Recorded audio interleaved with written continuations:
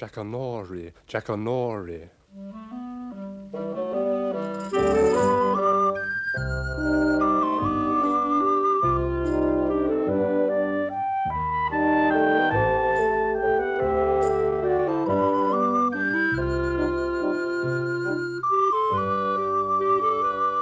Jackanory.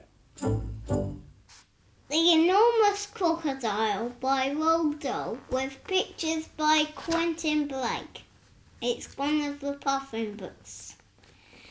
In the biggest, browniest, muddiest river in Africa, two crocodiles lay with their heads just above the water. One of the crocodiles was enormous. The other was not so big. Do you know what I'd like for my lunch today? The Enormous Crocodile asked. No, the not so big one said. What? The Enormous Crocodile grinned, showing hundreds of sharp white teeth. For my lunch today, he said, I'd like a nice, juicy little child. I never eat children, the not-so-big one said, only fish. Ho, ho, ho, cried the Enormous Crocodile. I'll bet if you saw a fat, juicy little child paddling in the water over there at this very moment, you'd gulp him up in one gulp. No, I wouldn't, the not-so-big one said.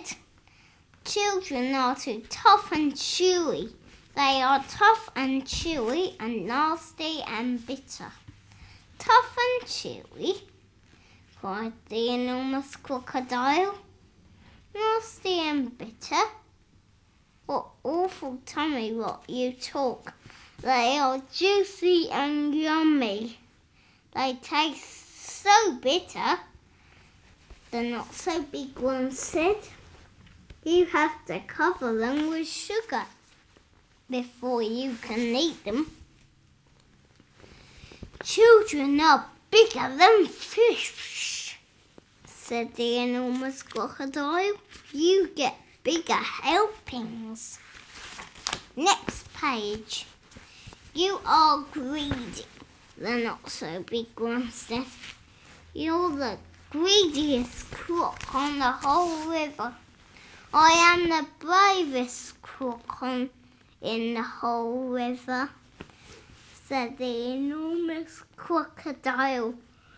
I'm the only one who dares to leave the water and go through the jungle to the town to look for little children to eat.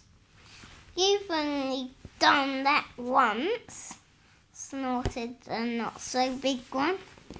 And what happened then?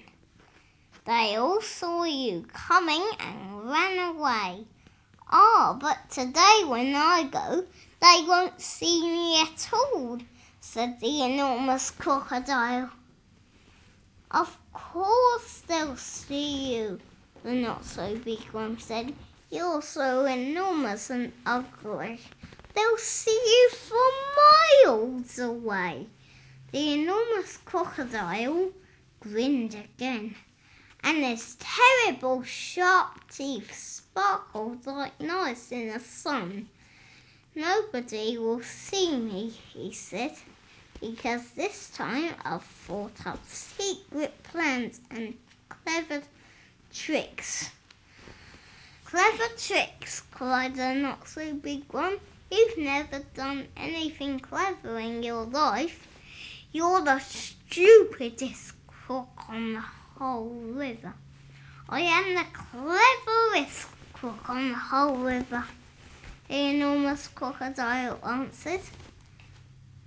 For my lunch today, I shall feast upon a fat, juicy little child while you lie here in the river feeling hungry.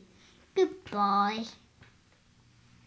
The Enormous Crocodile swam to the side of the river and crawled out of the water A gigantic creature was standing in the slimy, oozy mud on the riverbank. It was Humpy Wumpy, the hippopotamus. "Hello, hello," said Humpy Wumpy. "Where on earth are you off to at this time of day?" "I have secret plans and clever tricks," said the crocodile. "Oh dear," said Humpy Wumpy. "I'll bet you're going to do something horrid." The enormous crocodile grinned at Humpy Wumpy and said, "I'm off to fill my hungry, empty tummy with something yummy, yummy, yummy, yummy." "What's so yummy?" asked Humpy Wumpy. "Try to guess," said the crocodile. "It's something that walks on two legs." "You don't mean," said Humpy Wumpy, "you don't really mean you're going to eat a little child?" "Of course I am," said the crocodile. "Oh, you horrid, greedy, scrumptious brute," cried Humpy Wumpy.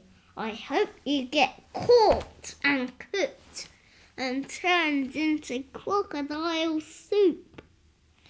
The enormous crocodile laughed out loud at Humpy Wumpy.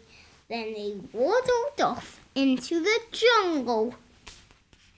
Inside the jungle, he met Trunky the elephant. Trunky was nibbling leaves from the top of a tall tree, and he didn't notice the crocodile at first. So the crocodile bit him on the leg. "Ow!" said Trunky in his big deep voice. "Who did that?" "Oh, it's you, is it, you beastly crocodile? Why don't you go back to the big brown muddy river where you belong?" "I have secret plans and clever tricks," said the crocodile. "You mean you've nasty plans and nasty tricks," said Trunky. "You've never done a nice thing in your life." The enormous crocodile grinned up at Trunky and said, "I'm off to find a yummy child for lunch. Keep listening and you'll hear the bones go crunch."